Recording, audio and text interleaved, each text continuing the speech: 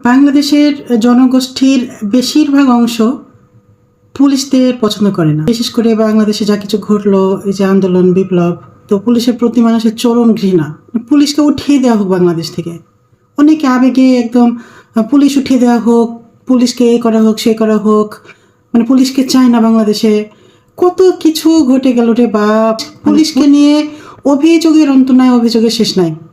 কিন্তু কি হলো দেখলেন তো, এই যে কয়েকটা দিন পুলিশ ছিল না বাংলাদেশে, 999 বন্ধ হয়ে গিয়েছিল, জানমালের নিরাপত্তা ছিল না। চুর দেদার সে ডাকাতি হলো, দেদার সে ভাঙচুর হলো, দেদার সে মানুষ হত্যা হলো, খুন হলো। দল বেঁধে বেঁধে সবাই রাতের বেলাতে এলাকাতে পাহারা দিল, ডাকাত পাহারা দিল। পুলিশ না থাকাতে দেশটা কি হয়ে গিয়েছিল? সব কিছু ছিল, শুধু পুলিশ ছিল না। দেশটা একেবারে ভয়ের রাজ্যে পরিণত হয়ে গেছিল। তারপরে পুলিশ ফিরে আসলো, দেশে একটা স্বস্তি ফিরে আসলো।